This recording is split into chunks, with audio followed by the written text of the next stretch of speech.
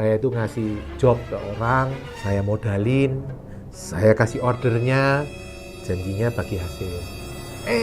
Dibawa kabur duitnya.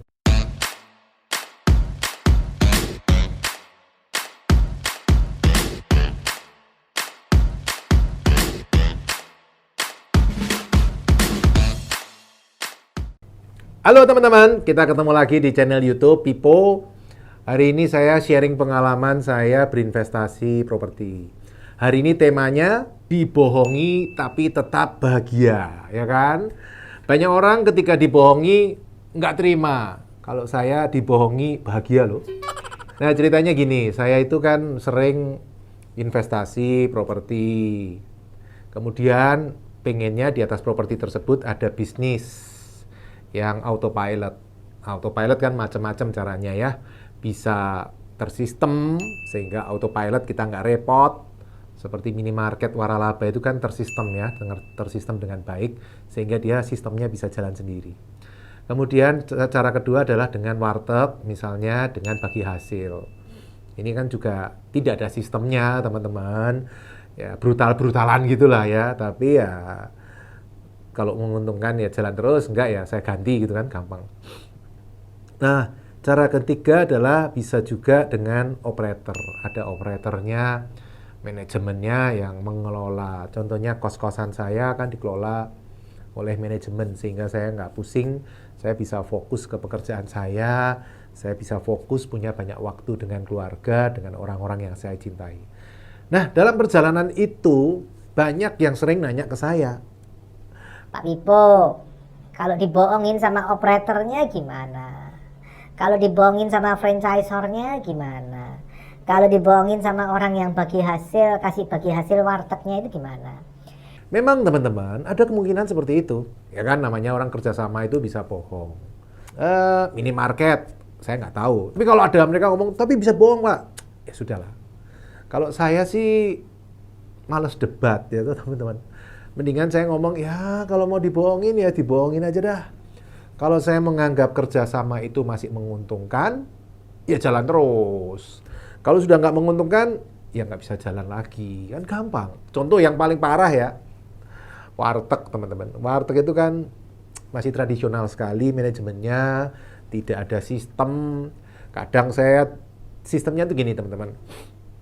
Franchisor misalnya warteg XYZ misalnya gitu ya. Saya kerjasama dengan dia, saya bayar fee misalnya. Nah terus dia itu sebagai franchisor akan menempatkan suami istri, pengelola. Mungkin tetangga-tetangganya dia di daerah gitu ya, di kota lain gitu. Nah kemudian mereka dua orang ini suami istri yang mengelola warteg saya. Kemudian mereka yang masak, kemudian mereka yang rekrut karyawan atau pembantu atau apapun untuk bantuin mereka. Nah, tiap hari mereka report ke saya. Hari ini omset segini. Beli sayur segini sekian, beli ikan, beli ayam, beli cabai, bla bla bla, minyak goreng, beli beras, bla bla bla, beli gas. Nah, kalau teman-teman lihat laporannya seperti ini kan teman-teman mungkin stres. Itu ngeceknya gimana Pak? Masa beli tabung gas 2, melon 2, apa iya sih sehari habis 2 tabung? Teman-teman mungkin tanya gitu kan. Apa Pak Pipo nggak takut dibohongin? Kalau saya sih gampang ya teman-teman ya. Saya sudah ngitung. Kalau disewakan kios itu laku 30 juta setahun. Alias 2,5 juta sebulan.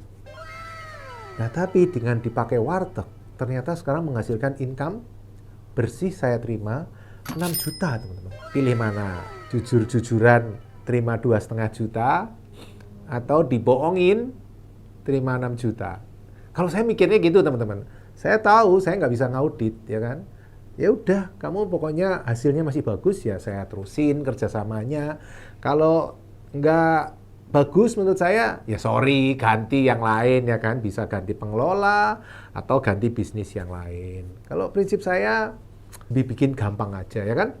Selama hasilnya cukup buat saya, ya sudah silahkan jalan. Toh saya kesulitan. Saya pernah nyoba ngecek masalah warteg ini ya.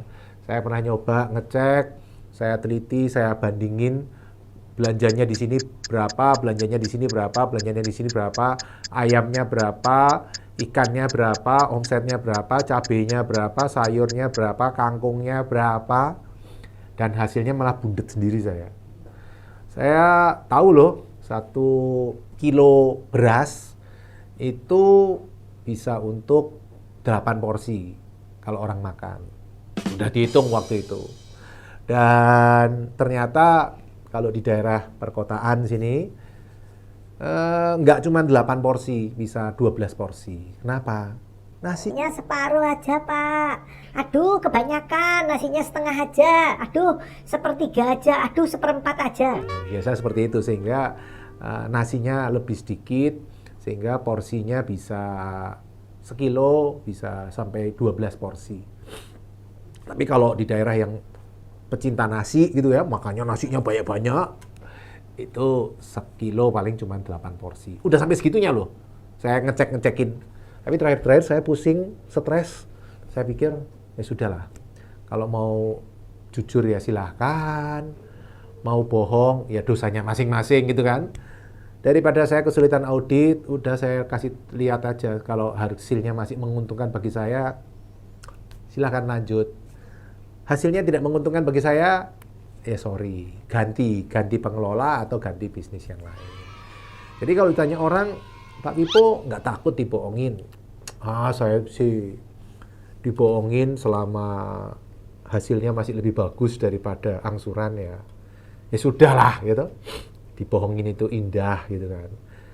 Cuman memang saya pendendam gitu kan. Sekali bohong sama saya, kalau ketahuan dan saya anggap keterlaluan, ya selamanya no way. Nggak ada kerjasama lagi. Gitu kan? Sering, ada beberapa, pernah ada, saya itu ngasih job ke orang, saya modalin, saya kasih ordernya, janjinya bagi hasil. Dibawa kabur duitnya. Itu dulu tahun 2000 berapa ya? 2011, 2012. Zaman dulu gitu loh. Sekarang dia mau ngubungin saya lagi. Tutup telinga, saya nggak mau ngobrol sama dia. Nggak ada bisnis sama orang-orang seperti ini. Bagi saya tetap karakter nomor 1. Lebih baik orang nggak pinter, tapi jujur. Ya tentu kalau bisa jujur dan pinter. Tapi itu kan tidak mudah ya teman-teman, bahkan bisa dibilang susah. Lebih baik, bagi saya lebih penting jujur daripada pinter. Kalau jujur tidak pinter, itu oke, bisa diperbaiki. Masalah keahlian itu bisa diperbaiki.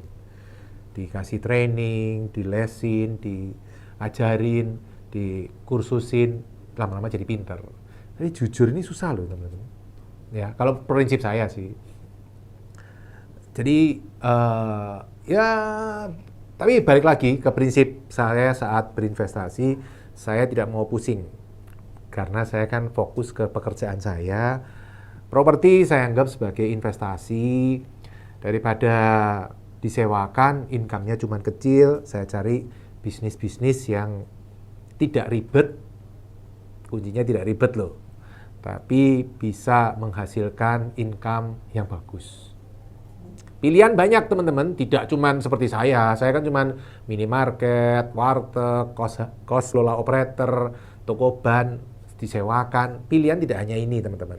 Ini sudah saya lakukan, tapi pilihan tidak hanya ini. Siapa tahu nanti teman-teman ketemu yang lain.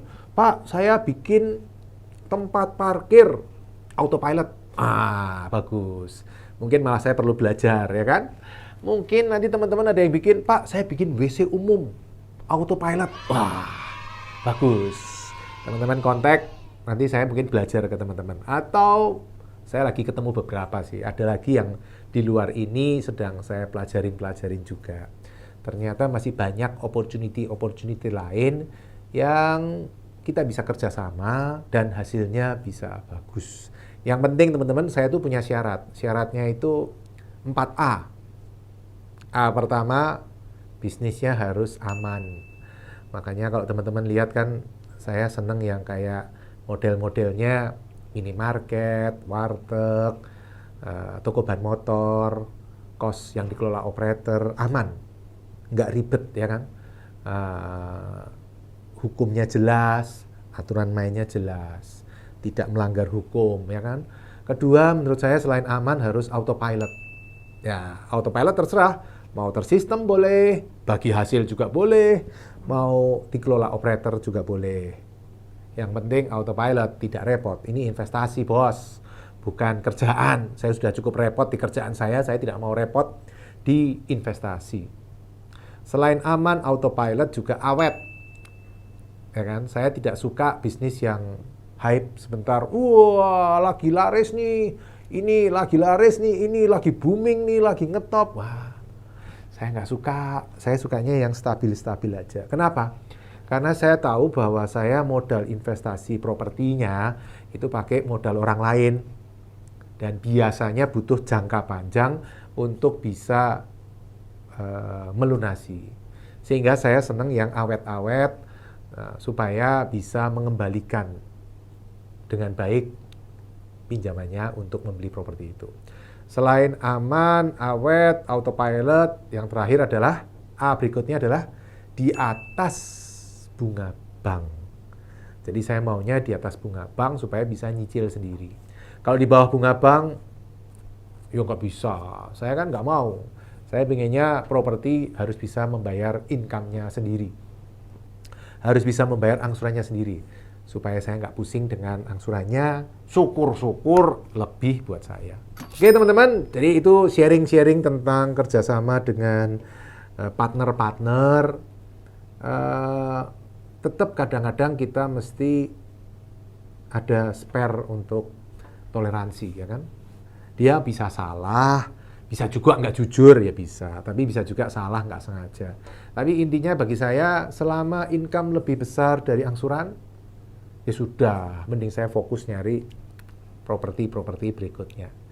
Oke teman-teman, jadi itu prinsip saya, mudah-mudahan bermanfaat bagi teman-teman, mudah-mudahan bisa menjadi sesuatu yang insightful bagi teman-teman. Selamat berinvestasi properti dan salam passive income properti.